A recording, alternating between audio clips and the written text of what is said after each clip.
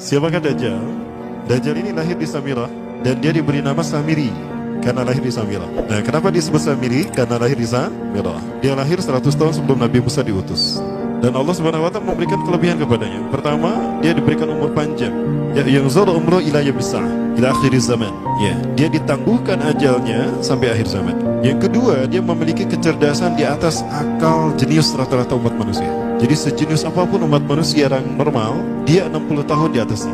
Sehingga penemuan-penemuannya, kecanggihan berpikirnya, kedewasaannya jauh di atas manusia.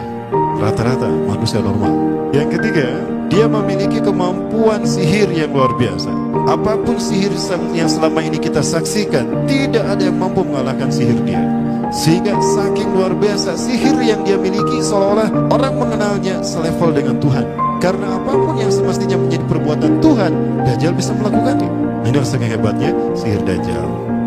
Nah, nasab kelahirannya adalah nasab yang aneh para Allah. Dia lahir dari termasuk Bani Israel. Bani Israel ini keturunan Nabi Yakub. Yakub itu gelarnya Israel. Keturunannya disebut Bani Israel. Dari Yehuda. Yehuda ini adalah anak laki-laki dari istri pertama Nabi Yakub alaihissalam. Nabi Yakub istrinya 4. Yang pertama bernama Ya'la. Dari Ya'la ini melahirkan 6 orang. Salah satunya bernama Yehuda dan Lewi. Lewi melahirkan Nabi Musa alaihissalam. Yehuda melahirkan bangsa yang kita kenal Yahudi. Salah satunya Yehuda ini melahirkan generasi yang pada akhirnya melahirkan Samiri. Ya, kalau Rahil istri yang kedua, dan ini istri yang paling dicintai oleh Nabi Yakub, melahirkan 2 anak, Bunyamin dan Nabi Yusuf. Nabi Yusuf dan Bunyamin. Yang lainnya juga sama melahirkan 2 anak. Kahit dari Ya'la melahirkan 2 anak, Dam dan Naftali. Ya.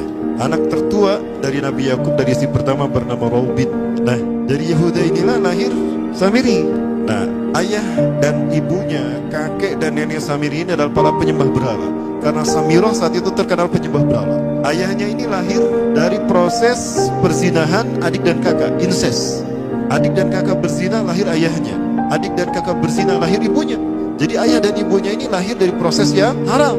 Dan ketika ibunya menstruasi, disetubuhi sama ayahnya. Jadi itu peluangnya dari 2000 persetubuhan dalam keadaan menstruasi, 1 bisa jadi. Karena menurut penelitian medis juga bahwa darah kotor tidak menghalangi terjadinya fertilisasi, tidak menghalangi terjadinya reproduksi manusia. Jadi tetap pembuahan ovum oleh sperma bisa terjadi walaupun ada dalam medium darah kotor, menstruasi. Nah, ketika itulah hamil dan lahirlah Samiri.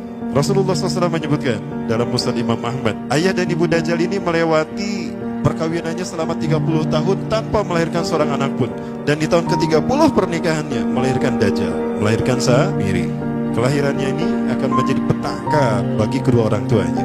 Dia adalah orang yang paling sedikit manfaatnya dan paling banyak keburukannya bagi manusia, terutama bagi kedua orang tuanya. Bahkan ketika dia lahir, alam semesta menolak kelahirannya. Dordar gelap, hujan badai, petir, itu terjadi di malam di mana Samiri dilahirkan. Seolah-olah alam menolak kehadirannya. Nah, sejak lahir sampai usia 5 tahun dia tidak netek sama ibunya. Kebayang, 5 tahun air susu ASI tidak ditetekkan. Itu yang menyebabkan terjadinya kanker payudara. Maka ibunya pun meninggal gara-gara kanker payudara itu. Nah, ibunya meninggal gara-gara itu. Terbukti apa yang disampaikan Rasulullah. Kelahirannya menjadi petaka bagi kedua orang tuanya. Begitu pula ayahnya, maka ayahnya menjadi single parent. Nah, kemudian di tahun yang kelima, sejak lahir sampai 5 tahun, kenapa dia menetek pada ibunya? Karena kerjanya tidur melulu. Disebut mati, dia bernafas dan cuma berdetak. Disebut hidup, dia tidak bergerak. Antara hidup dan mati, la yamutu wa la yahya. Nah, maka di usia ke-5 tahun, ini terjadi peristiwa yang menarik. Apa itu? Samiri bangun dari tidurnya di tengah malam dan tidak ada orang yang menyadari Samiri bangun. Dia merangkak dan pindah ke berhala yang terbesar. Nah, dia pindah ke pangkuan berhala terbesar, tidur di sana. Dan ternyata ketika berada di berhala terbesar tadi, ya, buang air kecil dan buang air besar. Besoknya itu adalah hari pemujaan kepada dewa-dewa mereka, bangsa Samirah. Apa yang terjadi? Ketika terjadi ritual pemujaan tadi, maka sang raja yang dipertuhankan oleh kaumnya mencium sesuatu yang tidak enak. Bapaknya Samiri ini adalah tokoh agama paganisnya. Pas dilihat, kaget sang raja. Ternyata itu pesing berasal dari pantatnya si Samiri yang ada di pangkuan berhala terbesar. Marah murka tuh sang raja. Itu anak kamu, kenapa ada di situ? Kurang ajar kamu yang telah menghina Tuhan kita. Kenapa kamu pindahkan anak kamu ke sini? Oh tidak Tuhan, saya tidak memindahkannya. Bagaimana saya bisa menghina Tuhan saya? Lalu siapa yang memindahkannya? Kan dia lumpuh. Nah, sekali lagi, kehadirannya Akhirnya raja marah dan ayahnya dipenjara. Selama ayahnya tidak bisa membuktikan penghinaan tadi, maka ayahnya dihukum mati. Pada akhirnya ayahnya pun dihukum mati. Ya, sedikit manfaat bagi kedua orang tuanya. Maka kemudian dia hidup pelihara oleh sang raja. Dan pas di usia dia 5 tahun itu, Allah menimpakan murkanya kepada bangsa Samirah yang sudah kelewat batas, maksiat, dan sudah tidak ada toleransi dari Allah untuk mereka hidup di bumi. Maka Allah perintahkan mereka Jibril menghabisi mereka. Maka bangsa Samirah itu pun diratakan. Si Samiri karena masih balita, ya Allah selamatkan dia lewat malaikat Jibril. Diselamatkan dia dan ditempatkan di pulau entah berantah. Ada yang menyebutkan pulau ini berada di Laut Yaman, dan pulau ini dinamakan Pulau Socotra. Pulau Socotra ini adalah pulau yang berada di ujung Jazirah Arab. Nah, ini Pulau Socotra. Ini pulau atau tempat di mana Dajjal atau Samiri dibesarkan sejak 5 tahun sampai usia 100 tahun. Ya, dari usia 5 sampai 100 tahun dia tinggal di Pulau Socotra ini. Nah, Pulau Socotra ini adalah pulau yang berada di kawasan Yaman. Pulau yang memiliki banyak keunikan luar biasa. UNESCO sempat ingin menjadikannya keajaiban yang ke-8. Kan ada 7 keajaiban dunia ya. Yang ke-8-nya tadinya ini. Namun karena dia terkait dengan Samiri Dajjal, maka banyak negara yang menentangnya, terutama negara-negara yang menjadi pengikut Dajjal. Maka pada akhirnya pulau ini dirahasiakan. Nah, sebetulnya pulau ini unik kalau kita ingin berekreasi ke sana. Namun karena posisi yang terpencil, jarang orang mengikutinya. Para wisatawan jarang mengunjunginya. Padahal sesuatu unik, termasuk binatang dan penghuninya itu unik-unik. Pohonnya unik. Dunia menyebutnya pulau ini dengan pulau julukan dari pulau alien hingga pulau neraka. Ada juga yang menyebutkan The Jekyll Island. Pulau Jekyll Island itu bahasa barat, kalau bahasa kitanya Pulau Dajjal. Ya, sama dengan Pulau Sidir ya. Itu juga The Jekyll Island. Nah, Pulau Socotra kaya dengan flora dan fauna yang unik hingga saat ini belum ditemukan di tempat lain. Jadi tidak ada flora dan fauna yang ada di pulau ini yang ada di pulau lain di seluruh dunia. Hanya ada di pulau ini. Makanya di pulau inilah Allah ciptakan satu binatang yang unik juga, yang disebut dengan jasasa. Jasasa. Binatang jasasa itu artinya mata-mata. Tajassa yatajassu tajassusan wa jasasatan, artinya pemata-mata, spy. Binatang ini bertumbuh besar. Tahmatun kabirah tuqati jismaha asy-sya'r hatta la nastati' an nafariqa ayna wajhu wa ayna dubr. Tubuhnya besar, dipenuhi dengan bulu, sehingga saking penuhnya bulu kita tidak bisa membedakan mana dubur, mana wajah. Yang menghadap itulah wajah. Baik, karena itu pulau ini pernah dilacalonkan sebagai salah satu dari 7 keajaiban dunia yang baru. Ya, nah baik, ini contohnya nih. Saya perlihatkan keajaiban dan keunikan. Ini adalah padang pasir di Pulau Socotra.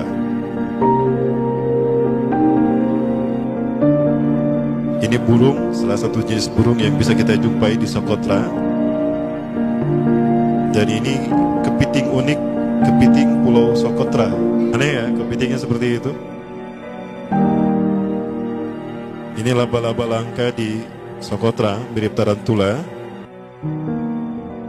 Dan ini pohon darah naga yang ada di Pulau Socotra juga. Nah, ini salah satu jenis pohon Dorstenia Socotra. Dan ini juga pohon yang lain, pohon Dendrosisaios Socotra. Ya, saya sebutkan lagi ya. Nah, ketika di pulau itu, sebelum bertemu dengan Nabi Musa, Samiri di pulau itu yang hanya tinggal dengan seekor binatang jasasa. Binatang jasasa ini memberikan beberapa hal kepada si Samiri ya. Allah Azza wa Jalla menciptakan binatang berbicara yang bernama jasasa. Dia di mana lahirnya, ajalnya, matinya sama dengan ajal Dajjal. Begitu pula muncul dan menghilangnya. Binatang inilah mengajarkan akidah tauhid kepada Samiri muda. Pelajaran ini kononnya ditulis oleh Jibril AS dalam bentuk panel-panel atau prasasti. Isi prasastanya panel 1 yang ditulisnya malaikat Jibril. Panel 1 itu berisi kalimat la ilaha illallah, tidak ada Tuhan selain Allah. Ini dijelaskan oleh binatang jasasa. Yang kedua, panel kedua berkata Allahu wahid la syarikalah. Allah Maha Esa, tidak ada sekutu bagi Allah. Itu dijelaskan juga oleh binatang jasasa ini. Nah, binatang jasasa ini sekali lagi dia bertubuh besar. Kategorinya adalah kelasnya itu mamalia, genusnya mamalia. Cuma saya tidak tahu nama spesiesnya apa. Pada tahun 2017, akhir dari bulan Agustus di Filipina ditemukan binatang seperti ini. Ciri-ciri binatang ini nyaris sempurna seperti ciri-ciri binatang jasasa yang disebutkan Rasulullah terkait dengan binatang yang memata-matai Dajjal. Tubuhnya penuh dengan bulu. Ini disebutkan dalam surat An-Naml ayat ke-82. Ya, binatang ini seperti ini dan dia tidak pernah jauh dari laut karena dia selalu ingin membasahi tubuhnya dan dia pun makan dari makanan ikan laut. Maka dia tidak pernah jauh dari pantai. Seperti ini. Nah, binatang inilah yang mengajarkan prasasti mengajarkan akidah tauhid kepada Samiri muda. Yang ketiga, kau diurus oleh Jibril. Karena itu janganlah kau mengkhianati janjimu dengan Allah. Hanya engkau saja di pulau ini. Panel yang kelima, makanlah dan nikmatilah makanan minuman yang menjadi rizki dari Allah sesuai kehendakmu. Tidurlah sesukamu, tapi sembahlah Allah dalam berbagai keadaanmu dengan tasbih keesaan Allah kepadanya, yaitu dengan melaksanakan solat yang diwajibkan kepadamu. Allah lah sang raja, Allah yang maha esa. Dia tidak berayah dan tidak pula mempunyai anak. Allah Tuhan yang maha besar dan maha agung. Dialah yang maha raja. Ada 7 panel. Panel yang ke-7 bercerita tentang Nabi Muhammad. Panel yang ke-6 itu bercerita tentang nabi-nabi, dan khusus panel yang ke-7 cerita tentang Nabi Muhammad. Jadi Dajjal sudah tahu, Samiri sudah tahu bahwa akan diutus Nabi Muhammad di akhir zaman, dan itu nabi yang terbaik. Makanya dia iri. Nah, selesai panel ini disampaikan, maka binatang sejasasa berkata, wahai Samiri, saksikanlah aku telah menunaikan innani qad fa'altu ma umirtu min rabbi.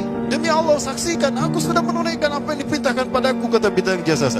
Maka sekarang adalah perintah terakhir, yaitu pertanyaan dariku untukmu. Hal tu'minu billah, apakah kau beriman pada Allah? Wa bima unzila ilaih, dan dari apa yang diturunkan kepada nabi-nabinya, kepada Jibril maksudnya. Famadal jawab ya Samiri, apa jawabanmu ya Samiri? Samiri tidak menjawabnya.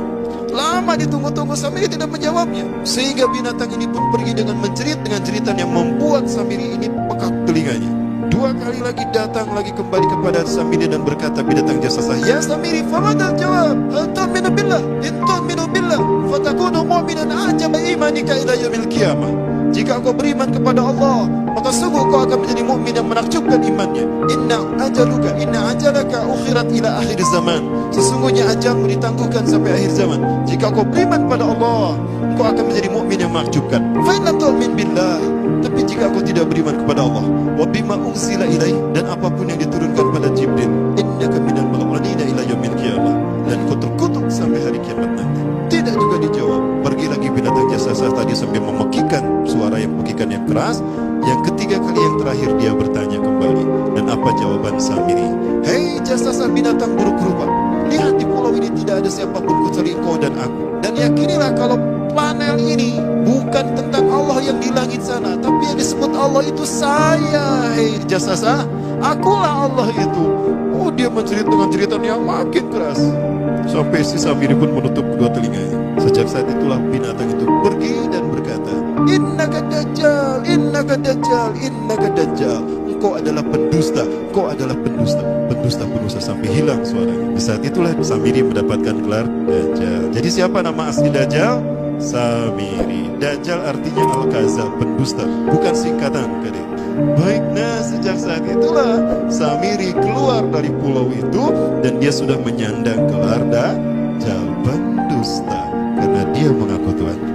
Baik, jangan salah, Dajjal kecerdasannya mampu melakukan cloning dan mampu melakukan berbagai macam riset dan eksperimen. Hatta eksperimen yang mengilhami film Hook itu Dajjal bisa melakukan. Bahkan ketika orang membayangkan kendaraan tercanggih itu pesawat terbang, Dajjal sudah mampu membuat piring terbang dengan kecerdasan. Ya. Rasulullah menyebutkan kendaraan Dajjal itu dia bisa terbang, kata Rasulullah. Dan kecepatan terbangnya 5 km per sekon. 1 detik 5 km. Hanya dengan berkedip-kedip dia berkeliling dunia. Ya. Kecepatan ini diambil dari hadis Rasulullah. Berapa kecepatannya Rasulullah ketika dia terbang di muka bumi? Ya, kendaraan yang dia gunakan itu kecepatan terbangnya seperti awan yang ditiup angin, kata Rasulullah. Dan awan rata-rata ditiup angin itu 5 km per sekon. Dan jarak dari satu telinga ke telinganya, artinya setengah diameter atau diameter kepalanya, keledai yang dia gunakan, Rasul menyebutnya keledai, itu arba'una zira, 40 hasta, 27 meter. Diameternya itu 27 meter. Keledai macam apa yang jarak dari satu telinga ke telinganya 27 meter? Kalau bukan piring terbang. Ini bisa 24 meter kan? 27 meter, bisa tidak? Bisa. Dan kecepatan